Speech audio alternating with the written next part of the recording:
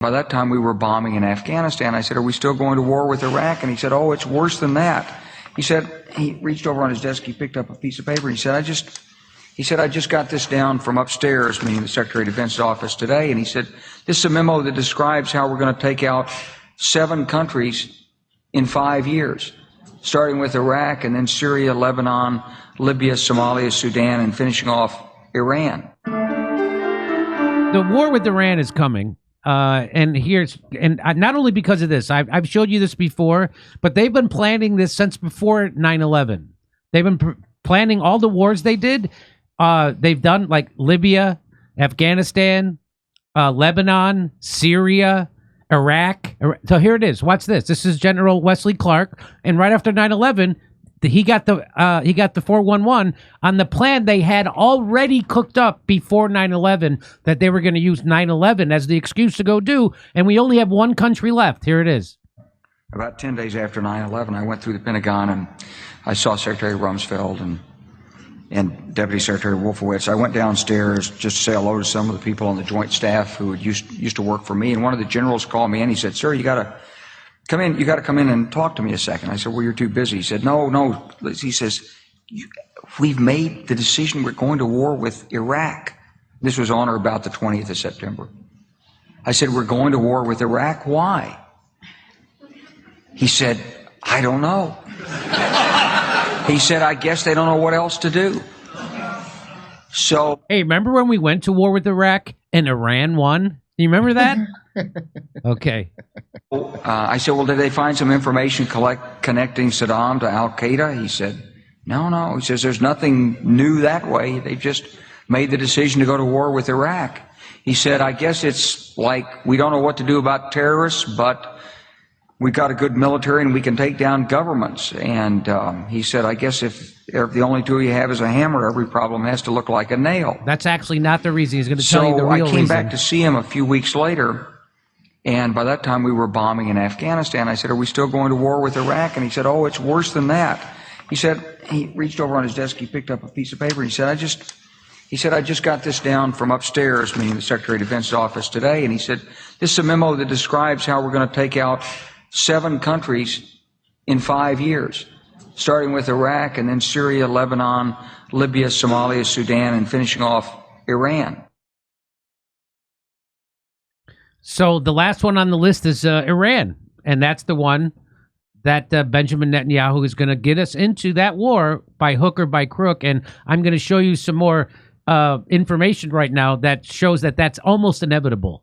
Wait, Jimmy, it sounds, the way he said it, it sounds almost like they needed a terror attack to happen. It's almost and like they always need terrorists, and they never want them to go away. That's why we invented Al-Qaeda. And I'm not making that up. Hillary Clinton is the one who said that we invented Al-Qaeda. We know why? Because we did. And now Al-Qaeda is running Syria for us. We were working with Al-Qaeda in Syria. And now the head of Al-Qaeda is now the head of Syria. And he doesn't wear his jihad costume anymore.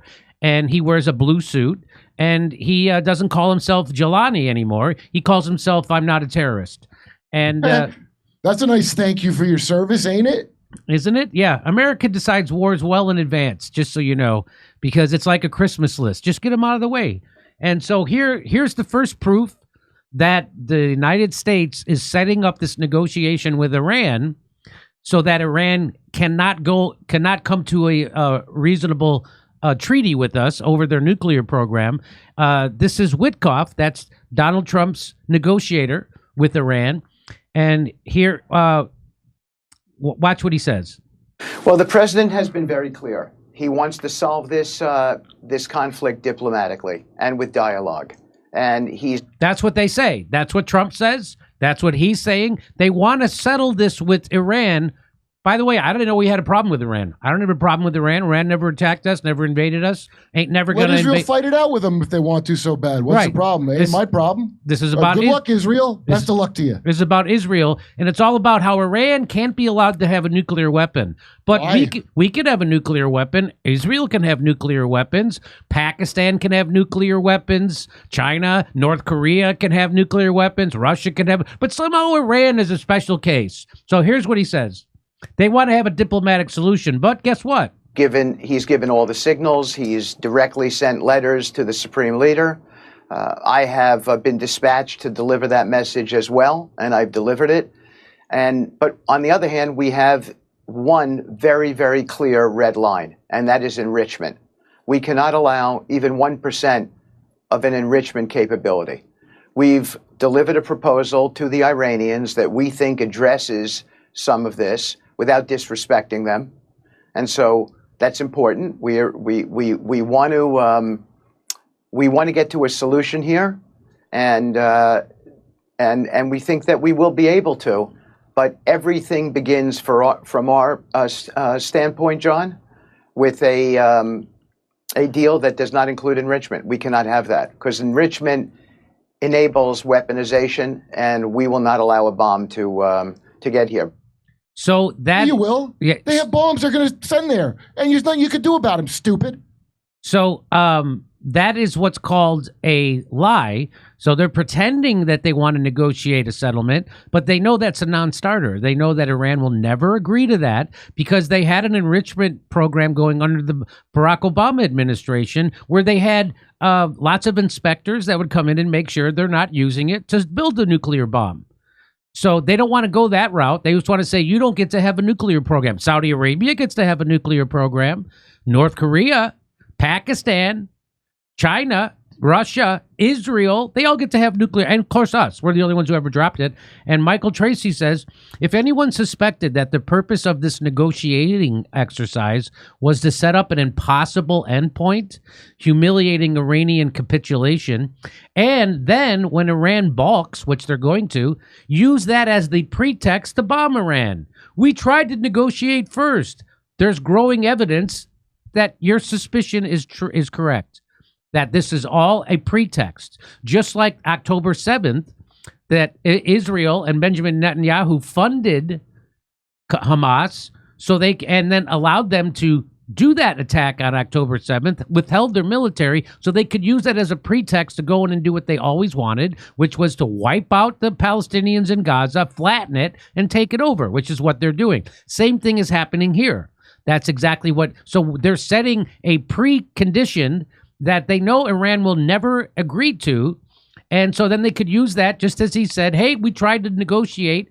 And so that's what's happening right here. So, hey, good news. The Iran war is back on, ladies and gentlemen. And here Michael Tracy says the use of the phrase red line is conspicuous because the Trump and the GOP still love mocking Obama for drawing a red line with respect to Syria in 2012. I remember that. And then failing to bomb Syria quickly enough. So they're Let the false flag settle in first, guys. So they're eager to prove they'll enforce their red lines, unlike the weakling Democrats. So that's why they're using the term red line, so they can go, look, we're serious about our red lines. And here is Reza Nasri. He says this is the response to what from Iran, what Witkoff just said. Their response is, these statements are completely detached from reality of the negotiations. Uranium enrichment in Iran will continue. If they are genuinely interested in ensuring that no nuclear weapon is being produced, we are ready to cooperate with that, just like they did under Barack Obama. And we'll have international people come in, inspectors come in and make sure we're not using it for a nuclear weapon. In fact, the Ayatollah doesn't want that. He stated he doesn't want a nuclear weapon, and he's against it, in fact. I think on religious... They don't need them. No one can use them. This is such a pageant about nuclear weapons. You can't use them or you're guilty of using them. They probably have better weapons that they know never to reveal they have so that they can use them. They have hypersonic missiles in Iran, which we don't even possess. So if they are genuine, this is the Iran response. If they are genuinely interested in ensuring that no nuclear weapon is being produced, we are ready to cooperate with that. If their demands are unrealistic, it is only natural that they will not be met. So they're creating conditions that they know won't be met, so then they can go, we had to bomb them because we had to stop Iran from getting a nuclear weapon. And that's the guy who said this. It's the foreign minister of Iran, this guy Abbas Araghchi. And so here's what Alan Mizrahi has to say about it. He says, I'm raising my probability estimate for the U.S.-Iran war to above 90% again, and it may happen very soon. Something very meaningful happened in the last 10 days or so. It looks to me like Trump was given the impression that he was free to sign a deal with Iran, but then all at once, around the Gulf Circus, where he was just at in Saudi Arabia, someone stepped in and made it clear to Trump that no deal, you cannot sign a deal with Iran, period. And that someone, probably Benjamin Netanyahu. The U.S. is now back to the no enrichment line, which is a non-starter for Iran. As the whole world knows, Iran made it clear all along. Iran has made that clear. Hey, you know what else? When he said that they can't even have 1% enrichment, you know what else is less than 1%? Our chances of winning a war with Iran, less than 1%. So Witkoff is like negotiating with Iran what Chris Christie is to a juicer. Total strangers. He goes on, it is frighteningly obvious that the Trump White House is completely run by Israel and the AIPAC lobby. I don't like to call it the Jewish lobby. I call it the Israel lobby. And that they are taking Americans to a historic disaster in a war with Iran that will destroy the Middle East, wreck world economy, make an end to Israel, and send the U.S. into a spiraling social and economic crisis of unimaginable proportions. Iranian voices are beginning to reflect this understanding, namely that the country they built is about to be pummeled, maybe using atomic weapons as well. Iranian voices are beginning to reflect this understanding. Okay, weird. The chances that the U.S.-Iran deal are virtually non-existent at this stage.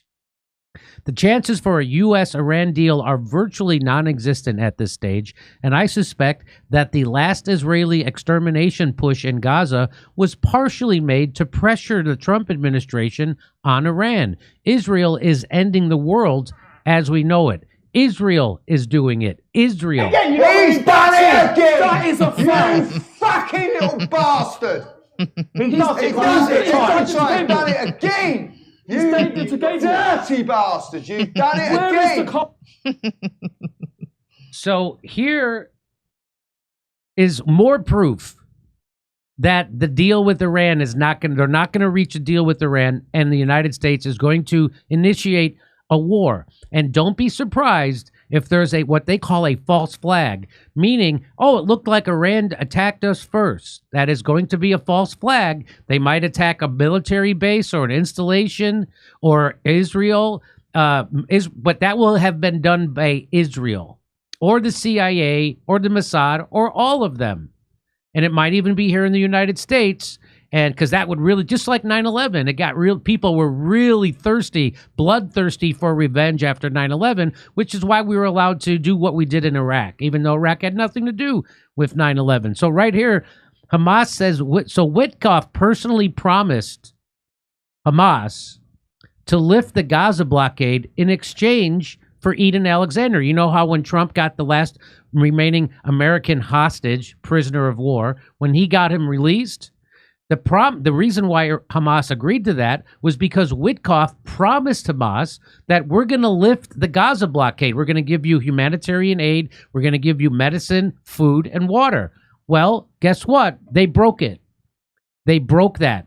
A senior Hamas official told DropSite that the group received a direct commitment from Donald Trump's special envoy, Steve Witkoff, that 2 days after the release of the U.S. citizen and Israeli soldier Eden Alexander, the Trump administration would compel Israel to lift the Gaza blockade and allow humanitarian aid to enter the territory. Witkoff, according to the official, also promised that Trump would make a public call for an immediate ceasefire in Gaza and for negotiations aimed at achieving a permanent ceasefire. It was a deal, said Bassam Naim, a member of Hamas's political bureau who has previously engaged in direct talks with U.S. officials. He said the pledge was made by Witkoff himself. In an interview with Dropsite, Naim said the agreement was if we release Alexander, Trump will speak out thanking Hamas for its gesture, obliging Israel on the second day to open the borders and allow aid to come into Gaza. And Trump would call for an immediate ceasefire and to go for negotiations to end the Israeli-Hamas war. He did nothing of this. They didn't violate the deal. They threw it in the trash. The White House did not respond for... So now what's happening is that Netanyahu is allowing limited humanitarian aid. So they could say, look, we were doing it, but they're not. And so that's, again, another pretext for them to do more war on Hamas and Iran. So this is what Propaganda and Company tweeted out. War with Iran is all but guaranteed unless Iran decides to capitulate on every single demand that the United States makes. Why? Because Witkoff has made a serious mistake. Hamas revealed that Witkoff himself negotiated the deal with them directly to free Eden Alexander in exchange for a restart to negotiations and for the entry of aid. After receiving Eden, Witkoff reneged on that. This was a major mistake by Witkoff because the more important negotiations for both he and America are the nuclear deal talks with Iran. By reneging on the deal with Hamas, Witkoff exposed himself as a bald-faced liar. There is simply no way around that Iran will trust a single word. There is simply no way now that Iran will trust a single word that Witkoff says. So they know Witkoff isn't going to be negotiating in good faith. So Witkoff has already killed the Iran negotiation deal by going back on the deal he made with Hamas.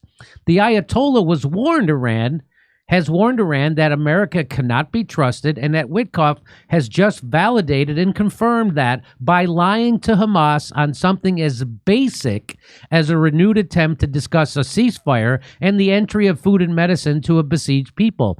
The reason why this is important is not just because it reveals how untrustworthy Witkoff and the Americans are during negotiations. Many people already knew that and weren't surprised, but some speculate that the entire point of the negotiations with Iran was to have them drop their guard so the Americans could regain the element of surprise before launching an all-out covert war and bombing run to overthrow the government and destroy the nuclear facilities.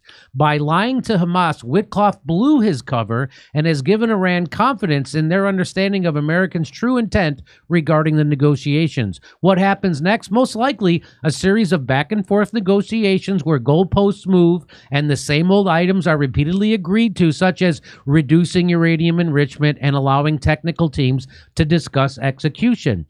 In my opinion, these negotiations are really just an attempt to save face and tell the American public that the Trump administration tried what it could do to avoid a war, but the Iranians were just too evil and stupid to choose peace. The average uninformed fan dueling gambling, fantasy football, and Pokemon playing American will be too distracted to care or to protest. The war is pretty much already underway, as reported by Ken Klippenstein in his 3-part article series about the Trump war plan for Iran and Yemen.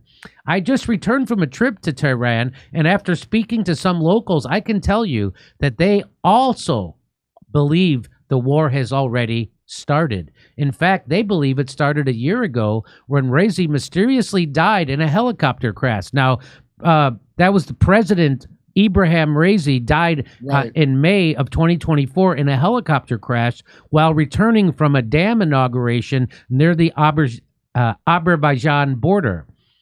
So, in fact, they believe that he was actually assassinated. Oh, you don't say. They also believe, so that's the president of, they also believe that the random explosion and fires taking place, like the one recently at Bandar Abbas, are covert attacks on Iran to disrupt the country. While Iran has everything it needs from energy to water to food, people still feel the pressure of sanctions, and you can really feel the cultural divide, especially in the city. It's the divide that the Zionists hope to exploit in their effort to blitzkrieg Iran and upend their government. Iran is stronger than it appears despite the recent display of weakness, so we will see what happens. Just don't be fooled by Witkoff any longer. The cat is out of the bag. Witkoff is Israel first, just like Trump. So here is Trump said he wants to use power for peace. He's lying. And that is the Imam, Iran's supreme leader. He's saying that Trump said he wants to use power for peace. He's lying. And I have to agree with him. Maybe he's not lying, but he literally doesn't have the power because our government's fake and controlled by sources that you don't get to vote for ever. Yeah. So they're Israel first. And that means, so Trump, his whole attraction to MAGA was that he wanted to get us out of these wars in the Middle East. He wanted to bring our troops home, end these wars, invest that money back in the United States. But Trump, just like Witkoff, just like the all American politicians, are puppet to Netanyahu and AIPAC, the Israel lobby. And so that's why there's going to, it seems like over a 90% chance that there's going to be a war with Iran, and that Trump is going to go down as a horrible president because he went back on his own word but he's going to try and blame it on Iran. And of course and as soon as a war starts, the media is going to rally around Donald Trump because he's doing the bidding of the military industrial complex and of Israel. And so then they're going to stop criticizing him. They're not going to criticize him over his war for Iran. That's what's going. So he doesn't face any opposition. The Congress wants to go to war with Iran. Trump, Witkoff wants to go to Iran. But most importantly, Benjamin Netanyahu wants war with Iran. And that's why we're going to go to war with Iran. And it couldn't be any clearer what's going to happen. Anything you want to say about this, Kurt? I'm waiting to see how many people fall for it this time. Because honestly, God, the next fake ass terror attack, if you still fall for that, you were the biggest chump in the world. I agree. If you fall for the next terrorist attack, it will most certainly be a false flag, and it will be used so we could go to war. And then Trump is going to say, hey, we tried to negotiate with them, and we cannot allow Iran to have a nuclear weapon. I don't know why. We allowed Israel to have a nuclear weapon. North Korea has a nuclear weapon. Pakistan gets to have nuclear weapons. Does India have nuclear weapons? I'm pretty sure India. So everybody has nuclear weapons, but somehow it's extra bad if Iran gets one. So they used to say it back in the day when Christopher Hitchens was alive, and the whole idea is Iran's so crazy, they'll just shoot it at Israel immediately. That was the big propaganda. Yeah. That was a bunch of movies. Meanwhile, Israel officially doesn't have nuclear weapons. Officially. They stole them, lied about it, gave them to South Africa because they really support apartheid. It's just unbelievable that these maniacs are allowed to have a nuke, and I'm supposed to give a rat's ass about Iran having a power source. And so if you fall for the war in Iran, you're a sucker and a dupe. But I don't believe most of MAGA will fall for it. I know Marjorie Taylor Greene, even when Trump was bombing Yemen, tweeted out, nobody voted for this. Nobody voted for this. So nobody did vote for this. But you're going to get it anyway. Just like nobody voted for a war with Iraq. Nobody voted for us to occupy Afghanistan for 20 years. Nobody voted for us to overthrow Libya. Nobody voted for us to overthrow Syria. And now Al-Qaeda is running it. Just like all of that, nobody voted for any of this, but you're getting it anyway because Trump is not America first. He's Israel first. He's not MAGA. He's MIGA. That is, make Israel great again. And so this is all about the greater Israel project. That's what this is all about. And don't fall for it. And the MAGA people I know, the MAGA people who come to my show, the lefties that come to my show, they're not going to fall for it. I'm not going to fall for it. We'll see how the politicians stand up. If Rand Paul stands up, if Marjorie Taylor Greene stands up, who else? Oh, of course, Massey will stand up against this, right? But that's not enough. What we need is grassroots people to stand up and not fall for it because the media is going to be 100% on board for a war with Iran. Just like they were 100% on board with the war with Iraq, 100% on board with the war with Afghanistan, Libya, 100% on board with the war with Ukraine, 100% on board with the war in Syria. They're 100% on board. They're all for it. And so Trump won't have any meaningful opposition against this, and there's everything for him to go for it, except the MAGA base to revolt against it. So fingers crossed you do that. Trump is proving, once again, Witkoff certainly is proving he's MIGA, not MAGA. And that's bad for the United States. Come see us live in Los Angeles, Buffalo, Toledo, Montreal, Ottawa, Glasgow, Manchester, Belfast, Dublin, London, Liverpool, Birmingham. Go to jimmydore.com for a link for tickets.